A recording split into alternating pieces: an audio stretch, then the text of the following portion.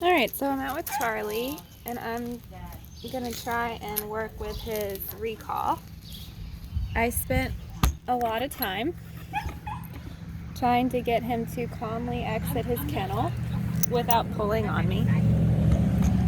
And I want to get him to a point where he is able to be outside and eat treats for me. Because, remember, if he's not going to eat treats for us, he is too stimulated by his environment. If he's a dog that loves eating like he said he does, we need to wait until he's at a point where he is a lot more calm in the brain so that we can work with him. Because if he's so worked up that he's not eating, he's definitely not going to be able to work for us. Alright, so let's see what we can do. I'm going to back this camera up so you can see me better and Charlie better.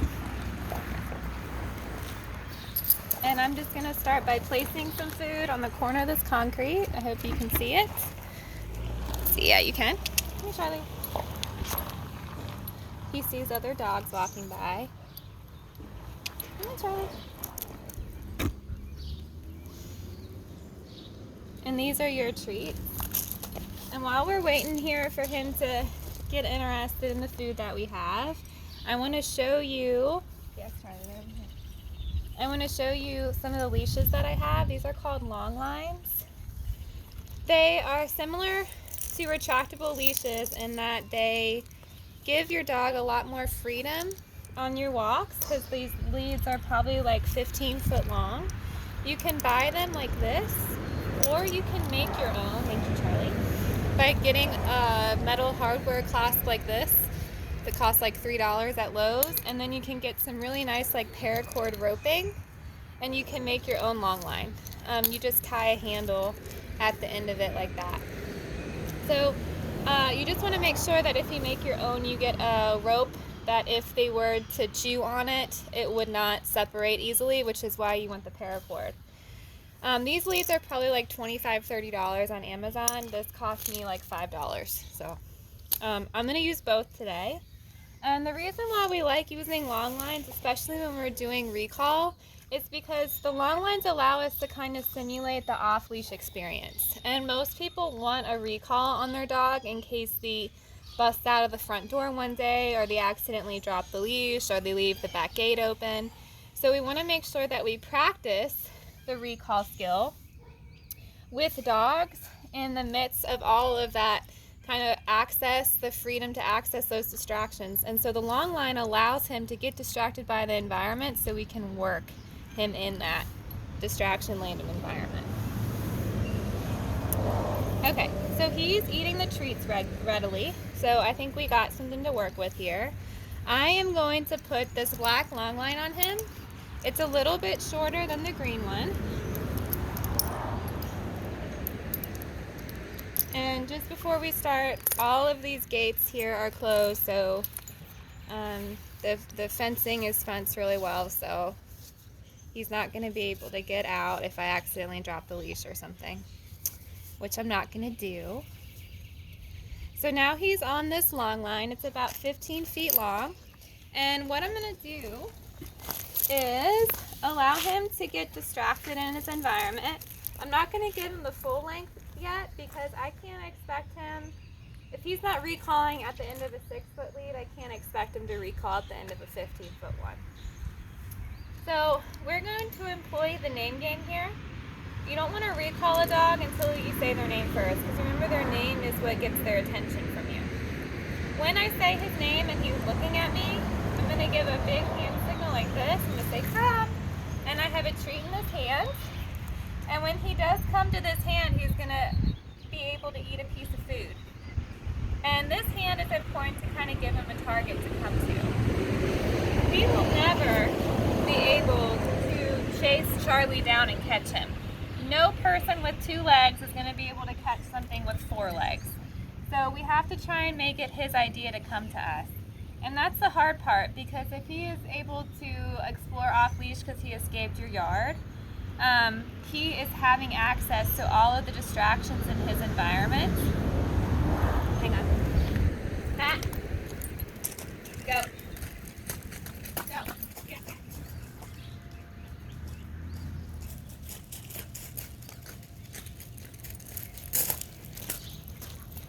when he is off leash and able to have access to all those things in the environment, we have to try and convince him that it pays off to come back to us, and that's hard. The way that we do that is by practicing like this. All right, so I'm gonna let him get distracted in this grass over here.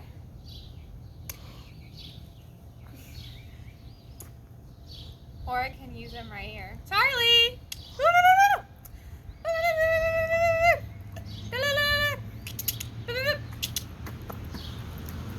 Didn't get anything.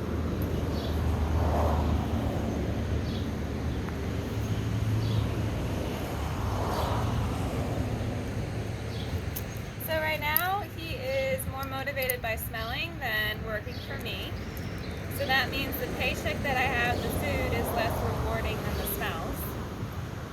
So I'm just going to, yes!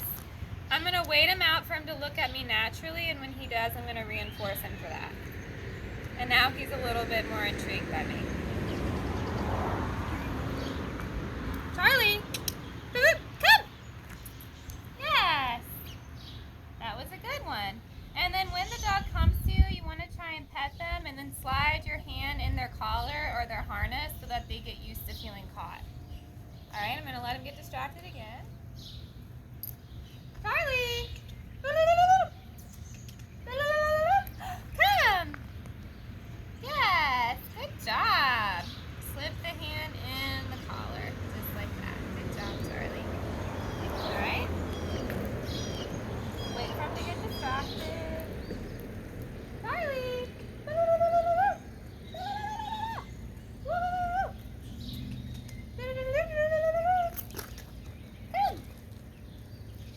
Yes, good job. Nice work. And since he is a dog that's struggling a little bit with remembering my presence here, I don't know if he's like this with you guys. Anytime he decides naturally to look at you when you're on a walk with him, I would pay him for that. Because we want to try and reinforce him for checking in with us. Charlie! Yes, come!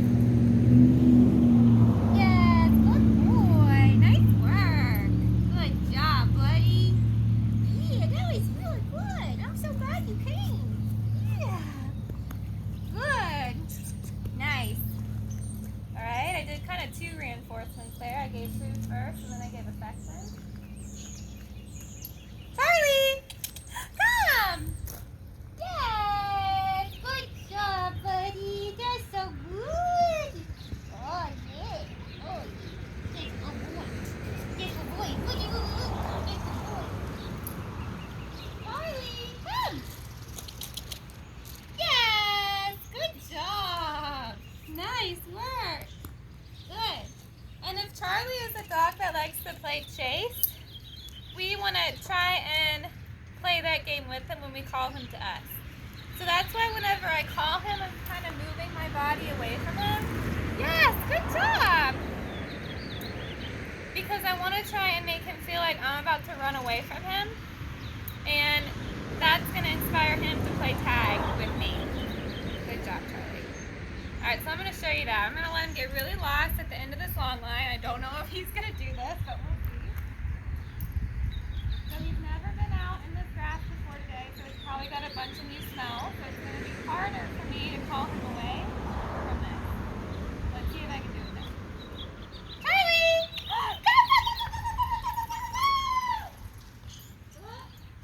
Alright, so that happens a lot. Dogs run away from you. So that's why I feel like give him the target hand to come to. Charlie! Yes! Good job, buddy! Oh, those are shiner ants. You don't want those. So at that, I tried to give him a treat in my target hand. He did not want it. Instead, he wanted my attention. So I'm going to go inside and get his toy really quick and see if I can utilize that as a reward. So I'm going to... So he's really jazzed about this toy, so I think it's going to work better than food. So to practice, I'm just going to let him get distracted. I have to reward him for looking at me, I'm sorry. Alright, he needs to get distracted. I'm going to toy a distraction by throwing a piece of food out. There he goes.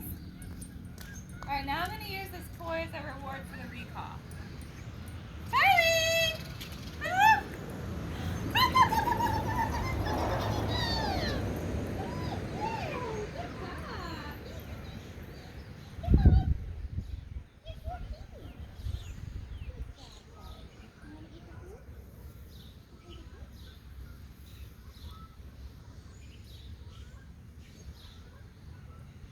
Alright, now he seems to like the food more than the toy.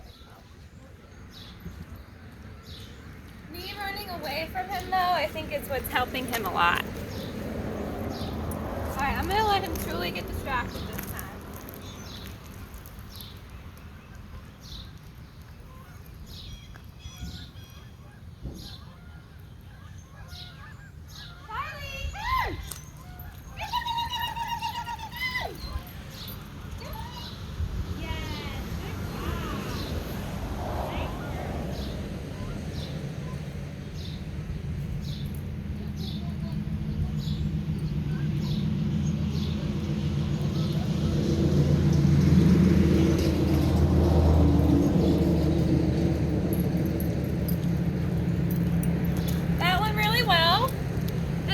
He's still struggling with a little bit is not running past me, so I really want to reinforce him coming to my target hand. There's no point in us calling our dog to us if they do come and then run straight past us. So I want to get him into the habit of actually coming and hitting my hand. Alright, so I'm going to wait for him to get distracted again.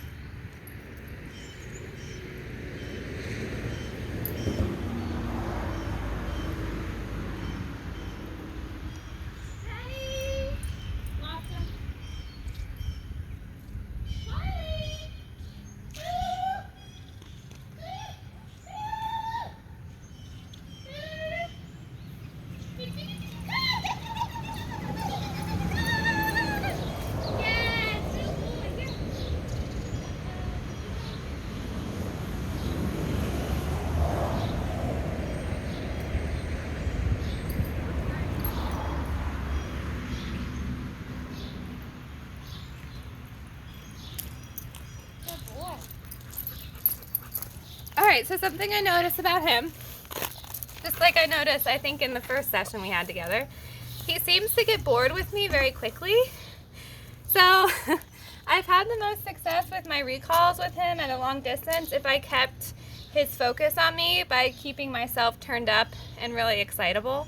So I'm trying to my best to sound like a squeak toy and have a lot of high energy to keep him entertained. Because if I just say come once and I stop moving and I don't say anything, he looks at me for a little bit, but then he gets sidetracked and looks at something else, and that causes him to not come and hit my target hand. So with him, you're going to want to stay on the whole time that you're calling him to you until you actually get him to your body. And since he really seems to like that high energy interaction with people, I would, in addition to giving him a food reward at the end of that recall, I would also give him a lot of like attention like this. Oh my gosh, you're the best boy ever. It's okay, you are. Yes, you are. Wait, you're so good. Something like that to try and keep him really engaged, because that seems to be what he likes. He wants to be in the middle of the most exciting part of the room. So you want to try and keep yourself super exciting there, because that seems to be a really good reinforcer for him. All right, so I'm going to try this again with him. I'm going to wait for him to naturally get distracted. Yes, just there. He turned around to look at me on his own, so I'm going to reinforce that. Okay. Let me take this off.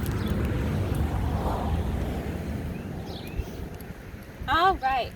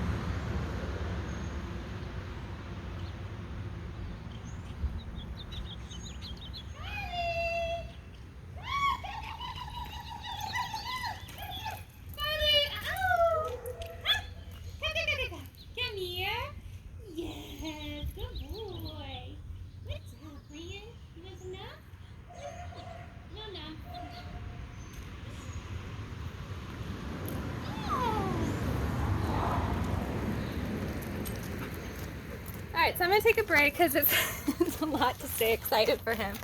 As you practice this more and more, you shouldn't have to be as excitable all the time, because he should get it into kind of muscle memory that this is what I do when mom or dad says come, and he'll remember that it pays out every time that you do say come, and so he'll be more motivated to come to you just naturally, but that comes with practice.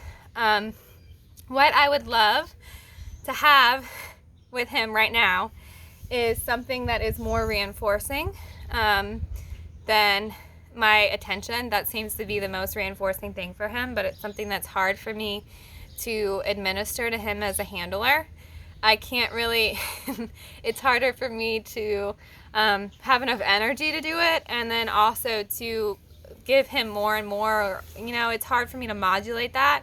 It's a lot easier for me to modulate food for him or a toy.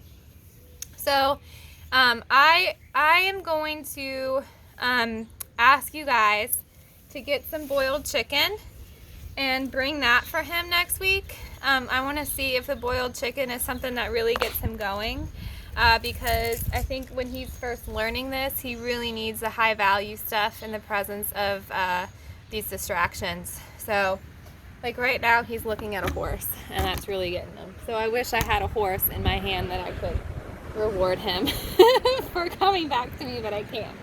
So let's hope that some chicken will help with this. If it doesn't, we can continue to do what I've been having to do here, which is reward him with attention and play. But yes, thank you for coming back to me. That's good. But again, it's going to be much easier for you, and the learning is going to happen a lot faster if he decides to come for the boiled chicken. So, all right, we're going to keep practicing this. We're going to do it one more time, and then we're going to work on waiting at doorways, and that should help with you guys. And his, I think he said he was kind of pushing you downstairs or something, or maybe I'm getting him confused with Happy, another dog I'm training with. But I'm going to work with the sitting at doorways and just general impulse control, because he likes to bust out of doorways. So I'm going to work with him on that. Oh, he hears a horse. It's okay. There's a horse that's being worked, and he really likes it. You know, I wonder if he likes things that move.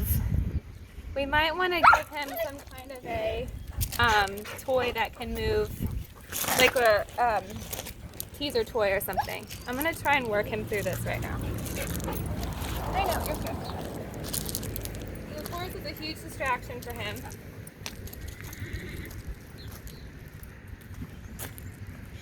what I'm going to do is sit down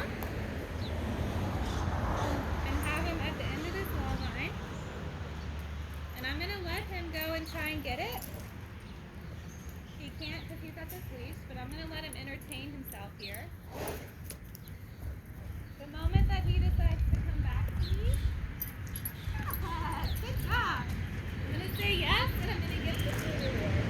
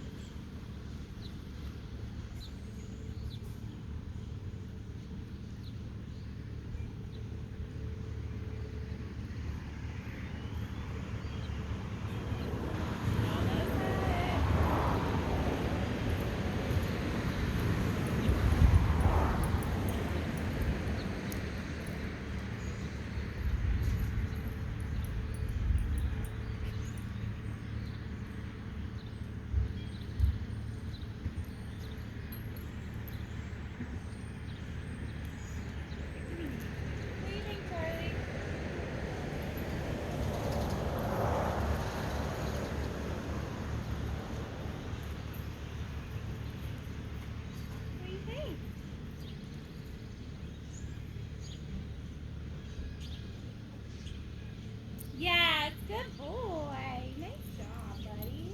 Good work. Nice. A little bit more freedom now.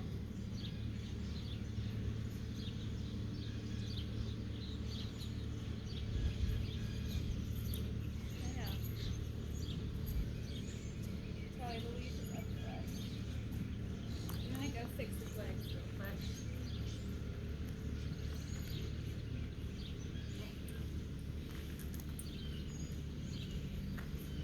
Yes! Good job! You didn't come back to me.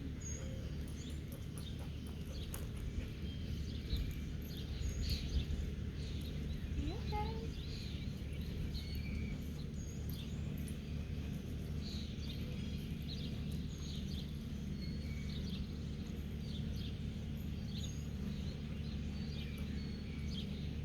I know, you're getting frustrated.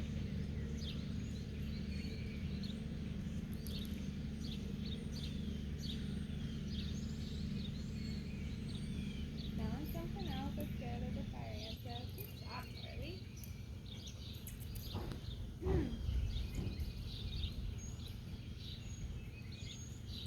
Dude, that is good. It's not over here.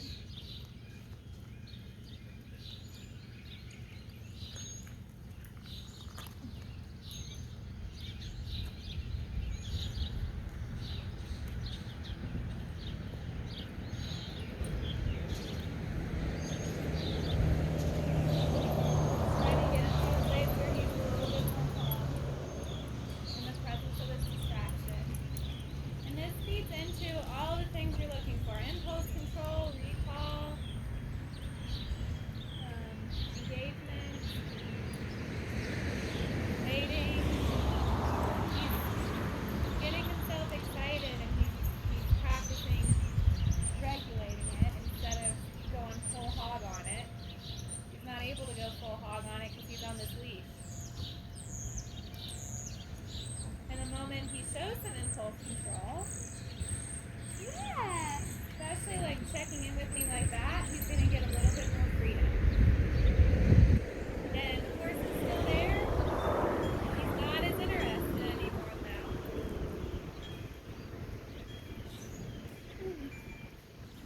Which I'm hoping is kind of teaching him, yeah, you can get excited about this thing, but it's really not that cool. You know, eventually it loses its novelty. You can be calm in the presence of seeing that thing. And if we get him into the mindset, yeah, good job, good boy. If we get him into the mindset of being better able to control his excitement level in the presence of these triggers that he sees, he should be easier to recall because he's not going to get so beat up about seeing all these novel things in his environment. So this is kind of like some deep, yes! If he sees the guy coming in the gate.